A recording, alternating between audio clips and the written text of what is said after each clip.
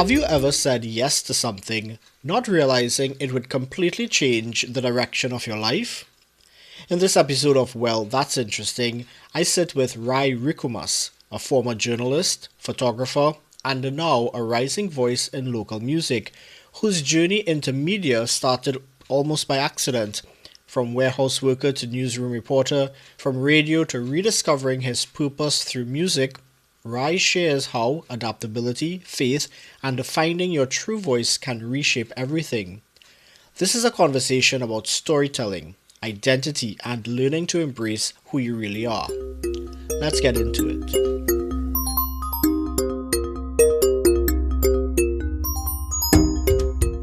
Welcome again to another episode of Well, That's Interesting podcast, where we speak with really interesting people, everyday people who are doing interesting things with their lives. I have with me a really cool guy. I've known him for some years professionally when we were both in media together. I would have met him a couple of times in person, but a lot of what I know about Rai Ricomas is what I see of him on Instagram, where he has been posting a lot of his music videos where he sings. He's a talented upcoming artist. I always said, when I'm doing this podcast, I had him in mind for it, and I'd like to introduce him to tonight's conversation. Rai, how are you, bro? How are you going?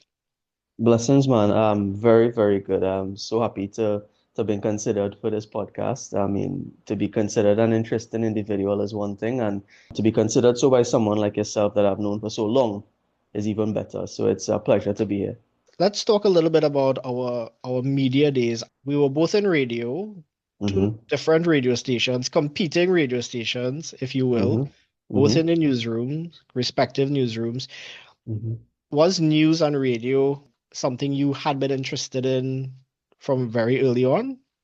Not at all. I'll give you the story as to how that happened, and I hope the person who was responsible for things happening doesn't hear this story, but I'll give you it anyway.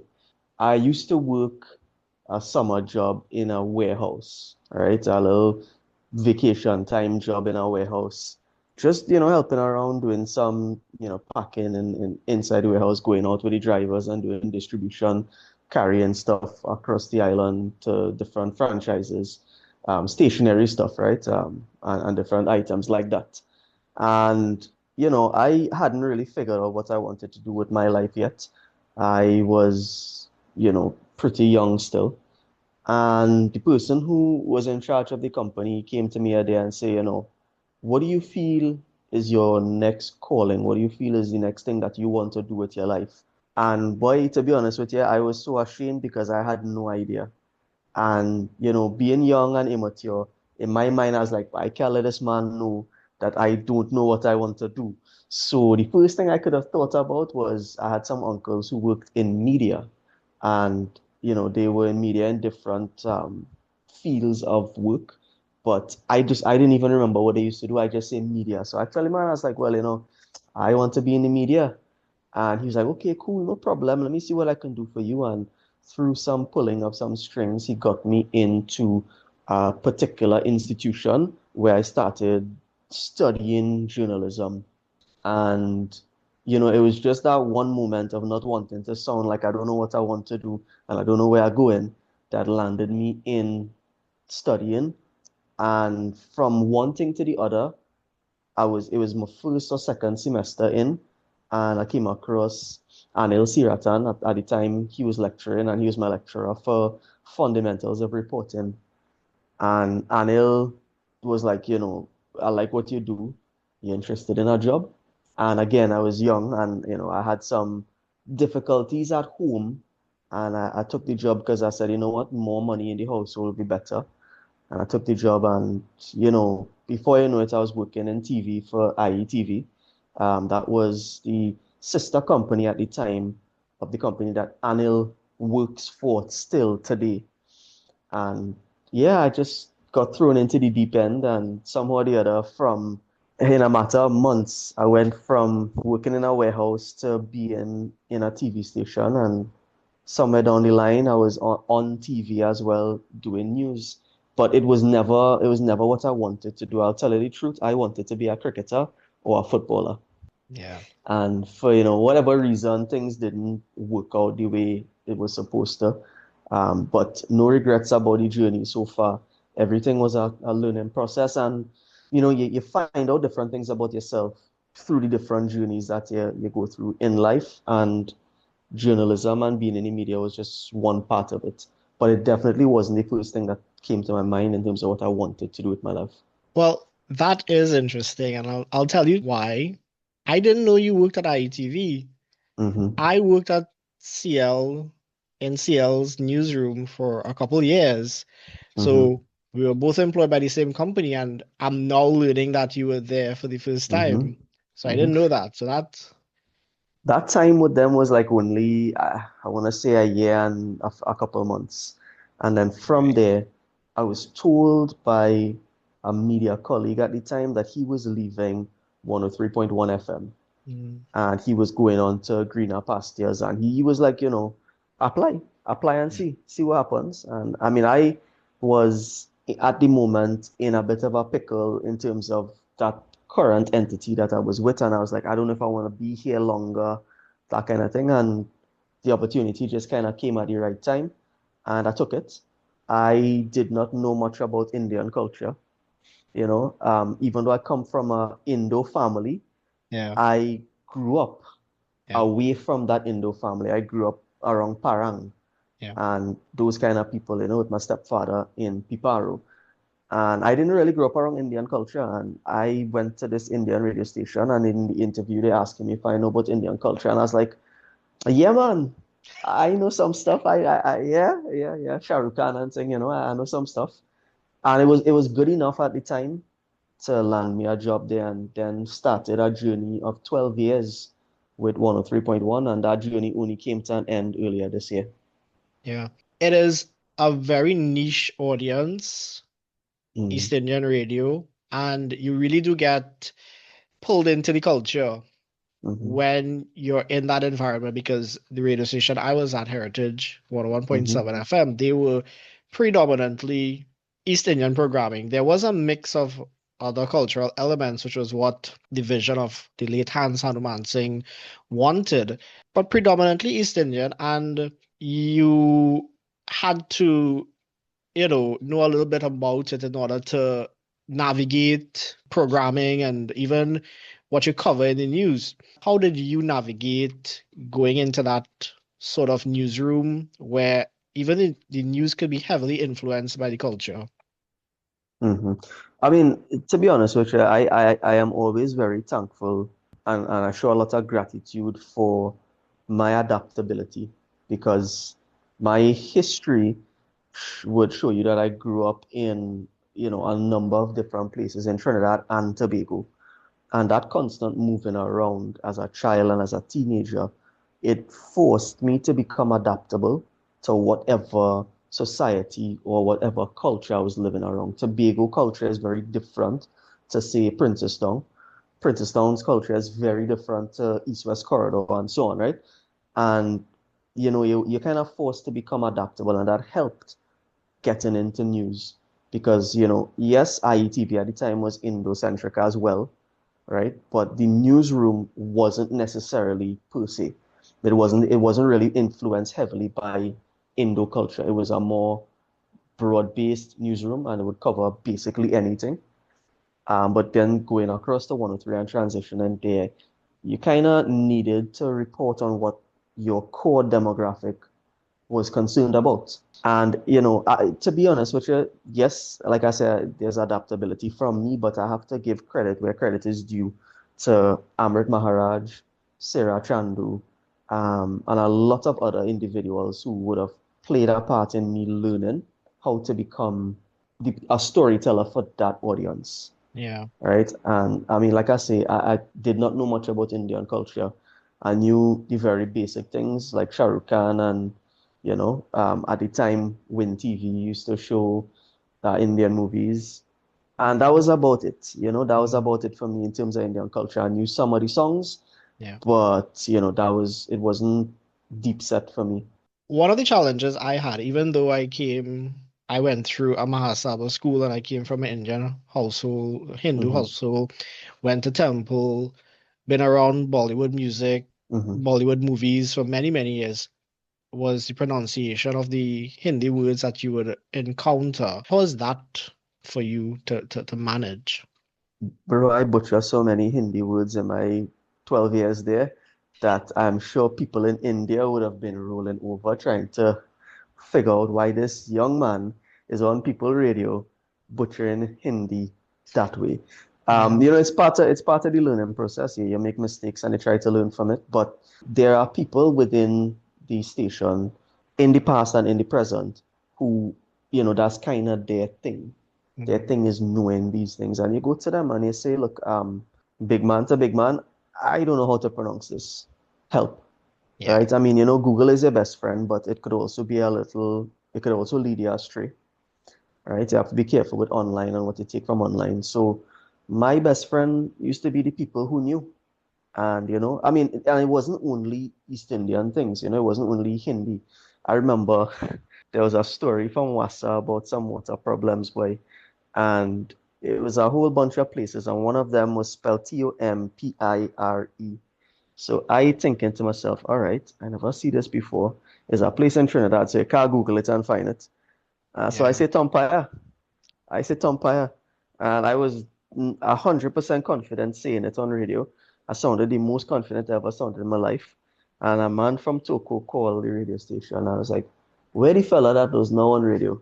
I said, that's me. He said, my friend, it is Tompi. It is not English. It is Yeah. Tompi. So, I mean, it's not just the Hindi part of it, is being on radio. That life is about making mistakes and learning. So not only from the Hindi side of it, but even, names of dignitaries, names of places. You make mistakes and you learn. And that was a big challenge for me over the years. And still today, even after 12 years on radio, it still have plenty of things I mispronounce and I'm probably not even aware of it. Yeah. The listeners do keep you on your feet. Mm-hmm. And as a newsman, everything that comes out your mouth has to be factual. They would depend on you to come with accuracy when you're on air reporting the news of all things, right? It's not like you're Mm-hmm. a regular DJ or an announcer. They Mm-hmm. may have a little leeway in making mistakes, but as a news presenter, Yeah, health a the different standards, standard. yeah, Mm-hmm. you're held to a higher standard, definitely. What would you say was the the crowning moment of your broadcast journalism journey? Like, what did you cover or what story did you report on that you were really proud of or happy about? Mm-hmm. That's a good question. And I'll be very honest with you. So, like I said in the beginning, I didn't intend to be in journalism at all. It was never something that crossed my mind in school. Um, as a matter of fact, I wrote CXC, left school, and still didn't know what I wanted to do. Like a lot of people, right? You kind of figure things out as you go along. So, my crowning moment, I think, would actually have been getting a chance to cover the Cricket World Cup, the last one that was played in the Caribbean, the T20 World Cup, that is. And getting a chance to interview cricketers from around the world, be in the post-match press conference. For me, I never felt more joy in radio than that time when I went down to Brian Lara Stadium for about, I think it was like 3 or 4 matches, some with West Indies, some with other countries. And, getting to talk to cricketers from cricketing nations that, you would never think you would have a chance to. Uganda, for example, they came down to the Brian Lara Stadium and they played their games. I mean, it didn't go well in terms of results for them, but they were Mm, so happy and grateful for the experience, and I was happy and grateful for the chance to talk to them. So it's things like that. To me, those things are higher in the my playlist than say covering an election, because when I think about covering an election, I just remember stress. You would know stressful. that, right? I would You would know, know that. Yeah. definitely. Yeah, that season is a stressful moment for every reporter.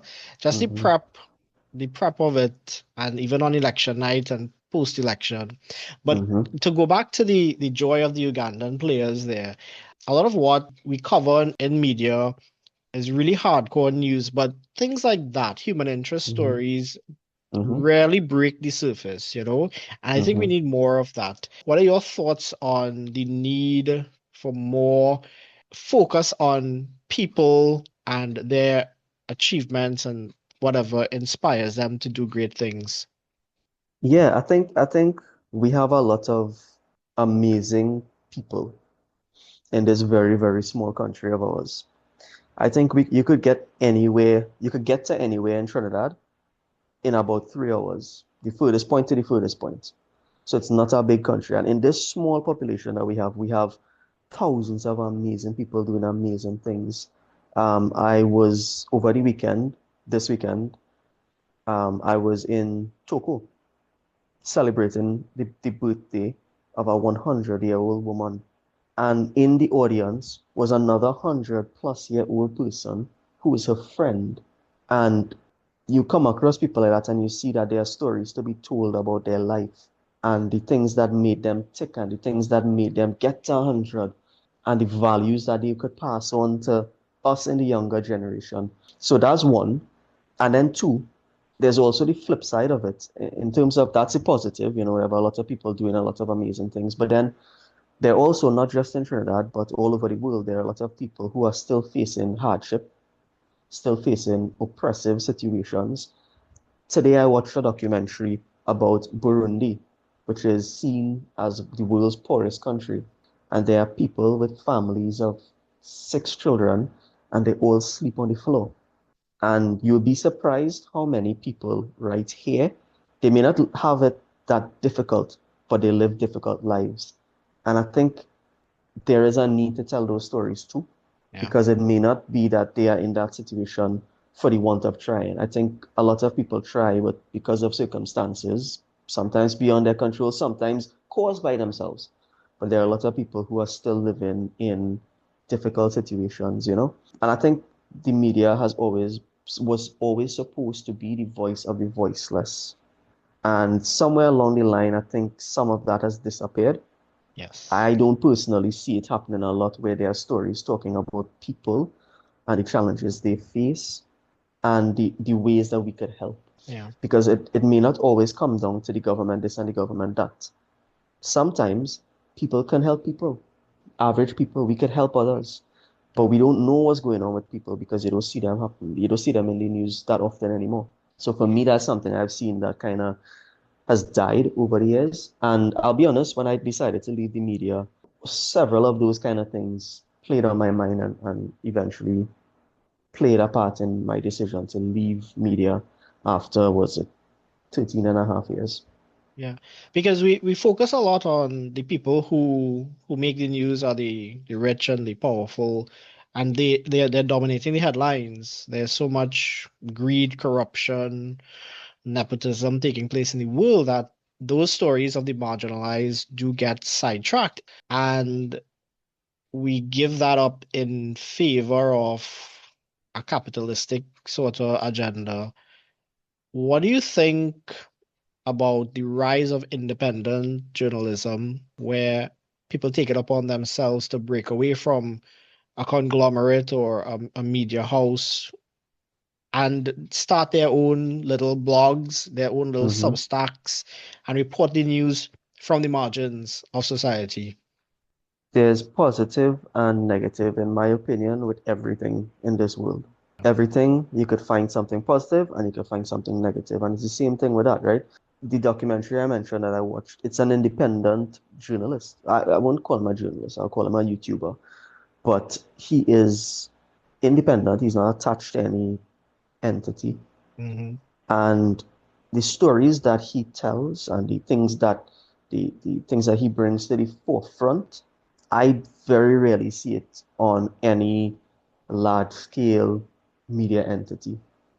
The stories that he would choose to tell, the places he would choose to go. So there's value in people individually choosing to find a way to tell stories. Hmm. But the downside of it is, unfortunately, not everyone is qualified in telling a story because at the end of the day, you're still supposed to be unbiased and you're supposed to still tell a story with no subjectivity, not leaning to one side or the other, right? So, I mean, I'm happy that people can be independent and choose to be journalists on their own right, but as long as it's being done without bias Yeah. and properly telling a story for what it is. These are the facts, and that's it. Yeah. The issue I see is, like you said, being qualified and having Mm-hmm, the journalistic standards in place for people to see you as credible and that mm-hmm, your story, your reporting has integrity. mm-hmm, A lot of young journalists come out of the universities, they come out with their degrees, and they look at the glitz and the glamour of media, mm-hmm, and they're not so much focused on reporting the news anymore. mm-hmm, What do you think about the state? I know you're out of it, so maybe you could give mm-hmm. an outside perspective. What do you think of the state of journalism in Trinidad these days? I look in and I see there is potential. Like, yeah, there are a lot of young journalists who show potential, but Mm, I think what's missing is the sort of guidance mm, to guide those youngsters away from the sensational headlines mm, and more towards, telling the story of the people. I keep saying the ones who suffer the most when we neglect them is the people. If we don't tell the story of the people, mm, they're going to remain silenced. Nobody's gonna hear what they're going through, right? mm. And again, sometimes, like I say, it's through fault of their own. Sometimes people land up in situations through faults of their own, but it's not the media's place to judge. It is the media's place to tell the story, bring it to the forefront, and see where assistance could be rendered. And I feel like if we spend a little less time on bacchanal and confusion and, you know, the usual things, and Yeah, spend more time on the people, then you would see changes happening that you may not have expected to happen. And that's so true. I think it's just guidance that's needed. I'm not saying that there isn't guidance. I know there are veterans who are trying their best. People like Wesley Gibbons come to mind, right? Yeah. There are people trying their best. I get that, but I know that there is need for more guidance because there's so many new media entities now, both traditional media, independent media, social media.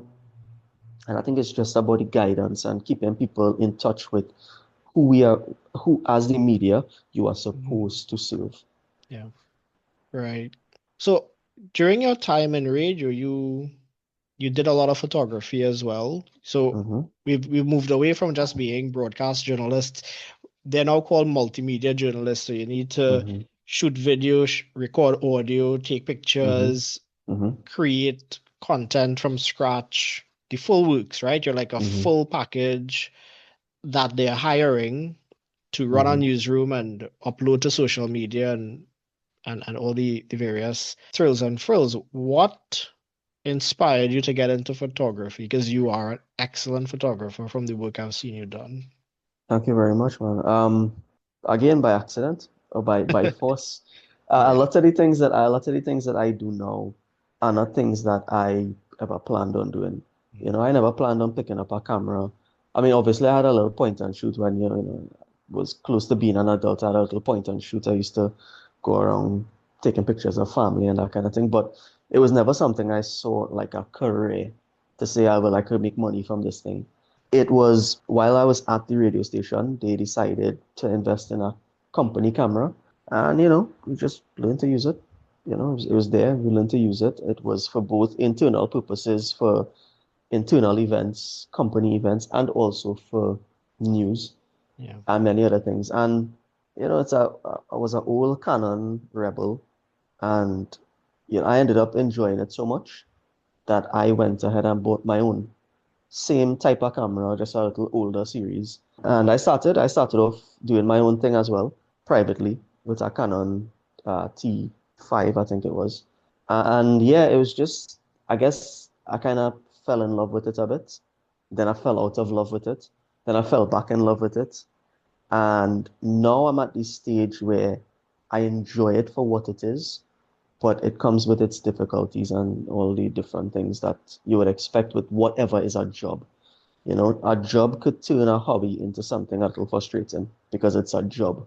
But it was never my intention to start it. It just kind of fell into place at the radio station. And even when I was leaving the radio station, I made it clear that I have a lot of gratitude for the things that I learned during my time there, including photography, because I don't think I would have picked up a camera in that way if it didn't pan out the way it pan out.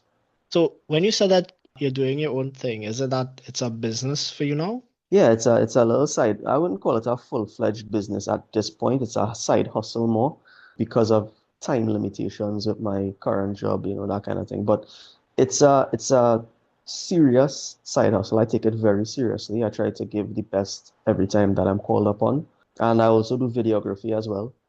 Mhm. And I have started liking videography more than photography. Yeah. Right? I started to lean away from the photography for my own sake and more towards the videography. But yeah, it's something that I enjoy and I do it privately. And it is a way of just supplementing financially to make sure that I could always have what I need Yeah. for me and my household.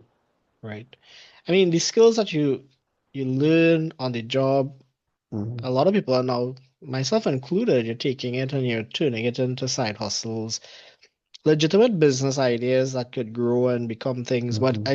I mean, we're still tied to 8 to 4, and that Hmm. takes a lot of time and energy out of Hmm. us. And we don't have that energy to really dedicate towards our side hustles.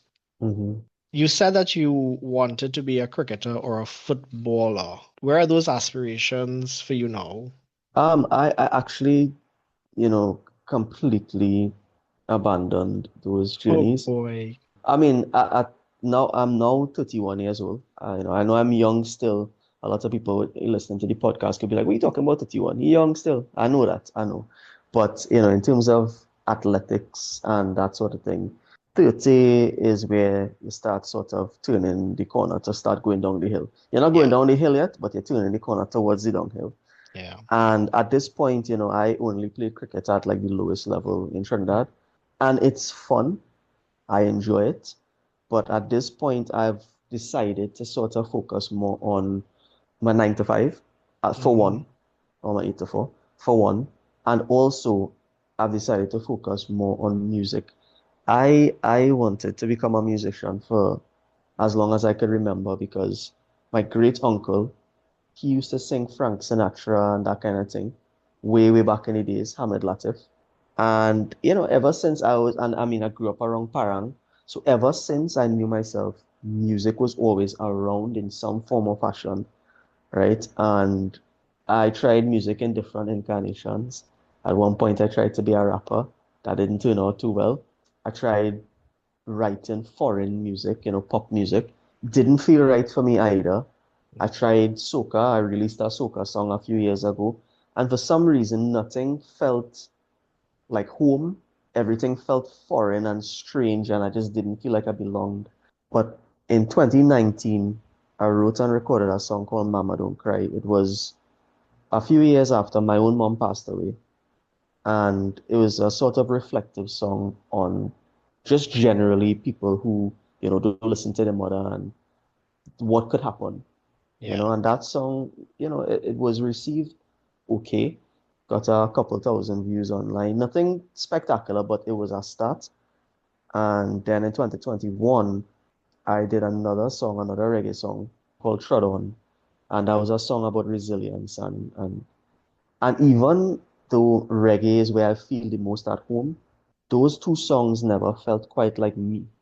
It never felt like my own voice. It never felt like my stories and how I feel about things that I see in the world. And eventually I decided after that song, I say, boy, I taking a hiatus. In the middle of the pandemic and all, I recorded a soca song Mm. called Link Again. It just never, nothing ever felt right. And in 2021, I decided I was going to take a hiatus. I was focusing on my photography and at the time working in the radio station. I can't tell you the amount of times I recorded videos, post it up, delete it. Because you're always in a second mind. For me, I was always in a second mind. I was double thinking, double guessing. is this what I want to do? So when I took the hiatus in 2021, I took some time to reflect on everything coming out of the pandemic, life generally, the things that I see in the world, everything, everything. I just decided to reflect on everything, find myself spiritually as well, because I was kind of spiritually lost as well, and find myself back spiritually and that kind of thing. And now I started back releasing little videos online, not my own music and nothing monetized, just, covers of songs that I like and songs that I relate to in particular. And yeah, TikTok has been doing amazing. I started a TikTok account called It's Rico 868 and upwards of 8,000 followers in like a couple of months. And I know it may not be the greatest growth. I know some people might say, well, oh, I heard better growth than that. But for me, starting over with this journey of music and getting that sort of reception from people and seeing the analytics say that people in Kenya watching and people in Canada watching and Guyana and Jamaica and Trinidad, to me, that was a sign that now is the right time to restart this thing. And I've been quietly trying to write new original music with the intention of starting to release stuff once again. And that's something that I have any words, if 2026 treats me well, I'd like to start back releasing music. And this time, I think I've found my voice. I think I've found my message. And I think I've found my comfort in music. Yeah. And my intention is, just as when I started years ago, my intention is to reach people and help people get through life because music helped me get through a heck of a lot. Yeah. I didn't have an easy childhood, always moving around, all that kind of thing. But music was the one thing that was constant, a constant friend that helped kind of pull me through everything in life. And what Right. I want to do is be able to release music that could do the same thing for other people. And, sing uplifting music. And like I said, I kind of found myself spiritually again, and I want to express that in the music as well. I think we live in a world now and it's not a country thing because people always say, well, I'll go leave Trinidad and I'll go here and I'll go there. And the world itself is not easy, right? It's not an easy place to live. And there are a lot of challenges that people encounter. And I see a lot of things in the world that, you see the oppression, you see people struggling. And if through music I could send a message and reach people and uplift people, then I will consider my purpose on earth to be done. Yeah. One of my favorite reggae singers is Luciano. And the kind of songs that Luciano sings, he sings about uplifting the world, and sending the message of love and spirituality. And I think I've reached the point now in my life as I getting older as well, where I've understood now what I have to say and the voice that I have to say it in. And I believe that now is the right time to restart this process of being a musician. I don't care about the numbers. I don't care how many copies I sell, I'm kind of thing. I just want music to reach people and the messages to reach people. That was the gist of being a journalist, right? You tell a It story, was. you send a message, Yeah. and now it's taking a different incarnation with music. The same way you tell stories of the people who are not heard. Yeah. And in my opinion, if I could do that, then my purpose has been completed. Is Mhm. It's Rico your stage name? Rico is my stage name, but Rico is such a common name for social media. I just added the it's in the Yeah. beginning, ITS, it's Rico Mm. 868 because, Trinidad number. Trinidad. Yeah. Yeah. And the second question, you said Luciano was one influence. What are the other musical influences that you kind of bring out in your music? Like I say, I only recently found my voice back. Well, found my own voice. My first two songs, they never sounded quite like me. Officially, I recorded and released two reggae songs and a soca. The soca song was this kind of faux Kes, this Hmm. false Kes kind of vibe. And again, it was never really me, right? Yeah. The first reggae song, Mama Don't Cry, I want to say it was kind of generic sounding. I mean, it was a good song, don't get me wrong. I heard it when it came out and it was really good. Hmm. And from my memory, I thought a lot of Hmm. people found that the material itself was something that Yeah, resonated with them because yeah. it's something that's close to people's heart. Hmm. That story about a mother talking to a child and the child not Mm-hmm. listening. We've seen so many Mm-hmm. incarnations of it, but I thought it was such a very profound piece of music. So Mm-hmm. Lyrically, I had already yeah, found myself yeah, in the message and that kind of thing, but I never found my voice. yeah. And I'll tell you, listening to Luciano, listening to Bushman, you find people who are willing to embrace the baritone, right? They're willing to embrace singing from the depths of their belly and get their message out. And to me, like, so the second reggae song, it was almost like a kind of Damian Marley kind of finish. It was a mix of singing and rapping and, Mhm. and again, it wasn't a bad song. It was good. I like it still, but it was never really me. And listening to Luciano over the past, like, couple of years, listening to Bushman and these kind of people, I realized that I could embrace my voice and who I am and still tell a story. And I don't have to sound like what you expect a reggae singer to sound like, a melodious, higher pitched voice. And there's so many of them that are amazing at it, but you don't have to be like that. I could embrace my voice. You know, Yeah. um, One of my favorite songs is a song called Over the Hills from Luciano. And it's a song where he sings about this place spiritually, this place over the hills where he could be away from oppression. And that song is my ringtone right now, you That's know, good. um, is my ringtone right now. And it's because the voice itself resonates with me and it feels like what my voice would be like Hmm. if I am to tell a message. Yeah, So, it's a lot of learning yeah. and finding yourself. You have to find yourself before you could send a message for people to listen to. Have you given the two songs the TikTok treatment? Like, have you put it on TikTok? Not yet, because I kind of trying to now build this image Yeah. that I've found of myself. This Now that I've found myself, I'm trying to build the image of this individual, me, and the messages that I now want to send. Those two songs were part of my learning. It Mm, was part of me figuring out where I needed to be. yeah. And I'm just kind of looking forward now to writing my own music. I've written a few things, songs that I plan on releasing. I also started on TikTok recently, writing original pieces, a verse and a chorus, to instrumentals provided by persons on YouTube, of Yeah. course, with their permission, right? So Right. recently I emailed a couple YouTube reggae producers, Soulfire Productions and Reggae Beats Prod, and I asked them both for their permission to write something non-monetized. This is just for the sake of sending messages Hmm. and getting content out and that kind of thing. And I started recently doing that. So, up to just before we came onto the podcast, I was in the middle of writing something, just, to get the writing habit and to get the message flowing, all the messages that I want to send. Just before we came on, I was actually on your IG page because I don't have you on TikTok as yet, but I'll Mm-hmm. definitely go there and add you. But I did see Mm-hmm. the latest one that you posted, and that was Mm-hmm. pretty good for something that you Mm-hmm. did in one day to write Mm-hmm. that verse and that chorus in one day.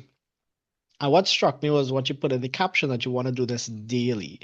And it Mm-hmm. reminded me of writing prompts that I follow on Mm-hmm. Blue Sky, where you get a word and you write a short flash fiction, 280 characters long, based Mm-hmm. on the prompt, right? So, Mm-hmm. and I've always found that for somebody like myself, working full time, managing a business, doing a million things, in order to stay grounded in my writing as an author, those Mm-hmm.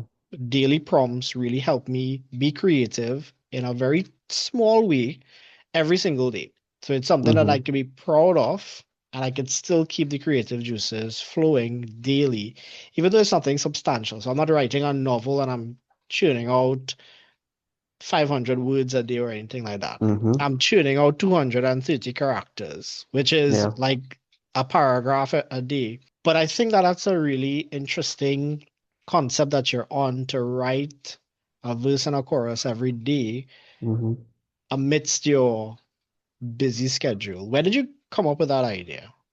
I mean, there are many, I can't take credit for it at all. There are many, many TikTokers that use a similar concept for different things, not Mm-hmm. just musically, but I mean, I kind of scroll on TikTok endlessly. Yeah. Um, I've fallen into the TikTok craze and I kind of scroll endlessly.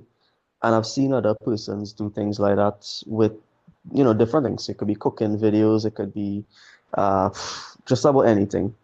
And to me, I think the idea of trying to, because I mean, I've already not kept up with the schedule, but trying to do as much, random, spontaneous content as possible. I think that's very important musically because there's so much to say. There's so many things I could write about. You could write about love. You could write about just about anything. One of the songs that I thought about releasing, it's a song that I wrote myself. And, it's a song about love. It's a song about how you feel about, it's a story of being out of love, then getting back into it, and the warmth and the feelings that a person could give you. And again, it's like I found that voice of being able to bring it from the depths of me. And I sat down and I wrote it. And, it's like, ice age cold is how my world used to be. Not a fire in my soul, not a joy to be told about me. Like a guiding light, she came into sight just when the time was right. That spark ignite so bright. Her light keeps me warm, so I wrap her up in my arm. Now I never feel alone. Oh no, no, no. Her light keeps me warm, so I wrap her up in my arm. And I never feel the cold. Oh no, no, no. And that's so different to what I would have originally done if I had to sit down and write a song. It starts to feel like me. It starts to feel like how I would say what I have to say. So that's a little sneak peek of a song that I would Yeah. like to record and release. That sounds like a vibe, bro. I want to hear the whole thing. I can't wait to hear the Yeah, whole thing because yeah, that's it seems like it came from the heart. It yeah, came yeah. from the heart, came from the heart. It's something I need to work on, 2026, please God. I need to get in studios and I need Mm, to, just start recording. I mean, there's so much to say, there's so much that I've written that I'd like to get out.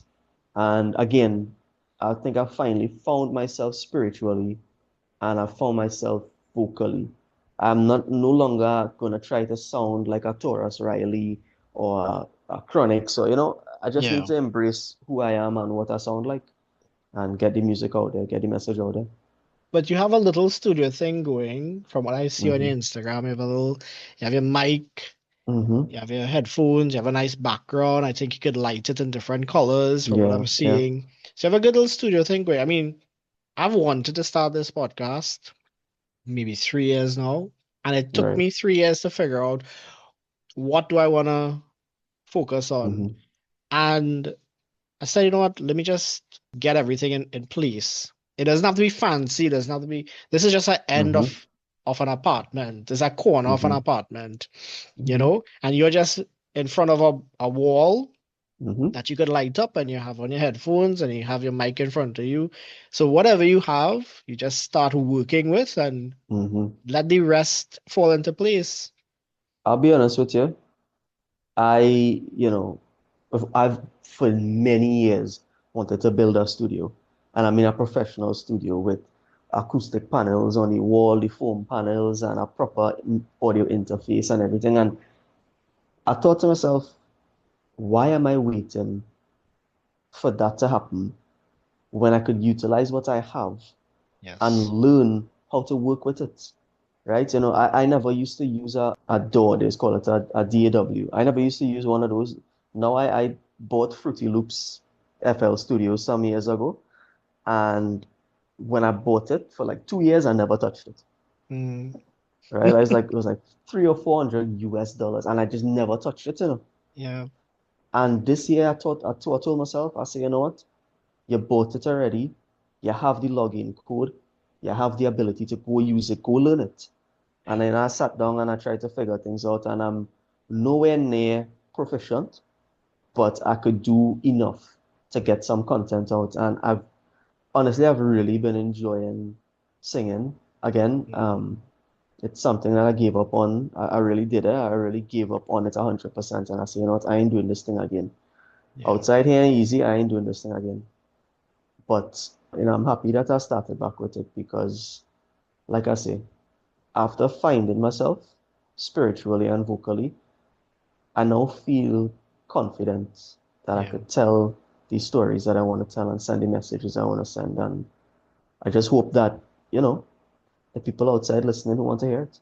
Yeah, that's a really great story and great motivation and great inspiration. And I'm glad that you're back at it, right? I'm glad to hear that you're writing every day. I'm really happy about the preview you gave us just now. Hmm. And before we wrap up, I like to Hmm. play a little game with our guests. And it's going to be really simple for you tonight because you already gave us a sneak peek, so I wouldn't put you under too much pressure tonight, right? Right. I'm gonna give you a song to sing, but you're gonna sing Hmm. it in a certain genre, right? So I Hmm. want you to sing, if you can, Happy Hmm. Birthday as a reggae tune with a reggae vibe to it. Happy Birthday, the Happy Birthday song with a reggae vibe to it. Okay. Yeah? So whenever you are Hmm. ready, guys, it's Rico. Happy Birthday with a reggae vibe. Take it away, man. Here's what I'll do for you, right? Sure, Give me a minute. Let me figure sure, something out. Let me sure. figure out something, and I am going to have that organized for you. So the thing about it is, I really like to play guitar as well, right? And I Right, just had that's to run true. across, yeah, I just had to run across to the other room there to pick up the guitar. And don't laugh at me, but I don't even know what chords the Happy Birthday song is in. So I just need to figure that out. Right, And I could actually play it as a reggae song for you that sure. way, right? Guys, So this is give me, happening live and direct on the podcast, unscripted. Rai is grabbing his guitar and he's gonna sing to us the happy birthday song in a reggae with a reggae vibe to it. I tell you, the guy is talented, impromptu. He's ready. He knows what his art is. He knows the tools he needs to get his art done. And I think, he's ready for the stage. But Rai, if you're still hearing, there's one other thing I mm-hmm, want to talk to you about before you go. mm-hmm, sure, Social media is all about authenticity now. It doesn't need to mm-hmm, be polished. People mm-hmm, value, especially the younger generation, they value that raw, gritty look and feel of the videos. They want to see people in their homes, in their real environments. They don't want the production values anymore. They want people communicating with them, telling them these stories in their natural environments. And they also want to feel up that they are part of that story as well. So I would say, you mm-hmm, know, instead of going for the full studio build right away, mm-hmm, that room that you're in, that's where you're gonna, I think that's where you're gonna thrive the most with your social media yeah, following. What do yeah. you think about that idea? Yeah, I mean, the thing about it is different platforms have different algorithms, right? And they value different things. And I was reading somewhere that between Instagram and TikTok, they value different things. One of them likes the polished look, Mhm, properly put together and edited and nice production. And then the mhm. other one, you could literally just put your phone in front of your face and you're fine. You're good to Yeah, go. yeah. So there's just, I mean, I would suggest to anybody who is doing anything, even if it's music or cooking videos or anything, just do your research, figure out which one of the, how you call it, the platforms, what they want from you, and yeah, you're good to go. Yeah, But as there's value in remaining unpolished, eh? there is definitely. How long All have you right. been playing guitar? Oh, wow. Pretty long time. I can't put it in years, you know. but a Yeah. long time. I mean, guitar was never something that I had, intended to pick up. It was bought as a gift for me, Hmm. and I just play, honestly, I just play it for fun. Yeah. But as with anything, you spend enough time doing it, um, you will acquire some level of proficiency with it. Hmm. And yeah, it's just been that, to be quite honest. I've just kind of played it enough to the point now where I have some level of proficiency. So it was self-taught. Yeah, well, I mean, YouTube taught, YouTube. Yeah. a lot of pretty good people on YouTube. I learned a lot from them, and yeah, I've never played Happy Birthday as a reggae singer, but let's see what happens. Take it away, man.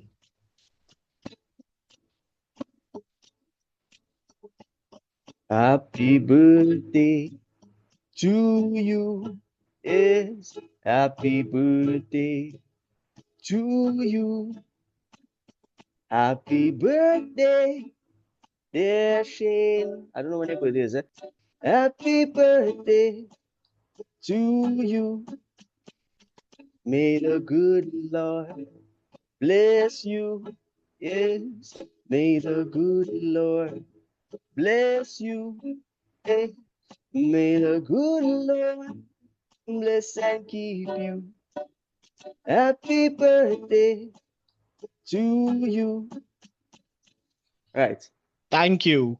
Well, Rai, I want to thank you again for being part of the podcast tonight. I'm giving Mm-hmm. you a couple minutes to just say a last few words to the Mm-hmm. listeners here, upcoming artists, upcoming lovers of music, instrumentalists, just people who want to put themselves out there, upcoming journalists who want to tell a good story. What do you want to say to the audience? If it's one thing that I learned in this life, as short as mine has been so far, is that you could never prepare for where your life is about to go. You could try to, but you never know what direction your life is going to take. You could spend years studying for one thing and you end up in a completely different direction, in a different field, doing something you'd never expect. What I've learned is you take your opportunities as they come and you try to make the best of it. I didn't think that I would be in photography. I didn't think that I would be in music. And I am living the kind of life where I just want to try to be the best that I can be at each of these things and see where it takes you. Aspire for the highest point of whatever you're in, and don't be discouraged if you don't reach that height or if you fall a little short, because I believe you're always exactly where you are supposed to be at any given time. Just make the best use of your opportunities and live a good life. Thank you so much for that, Rai. All right, guys. So that was Rai Ricomas. It's Rico. I will be dropping his social media handles in the description that will accompany this podcast upload. This has been yet another episode of Well, That's Interesting podcast. Thank you for joining us again. Stay frosty. Take care. Bye.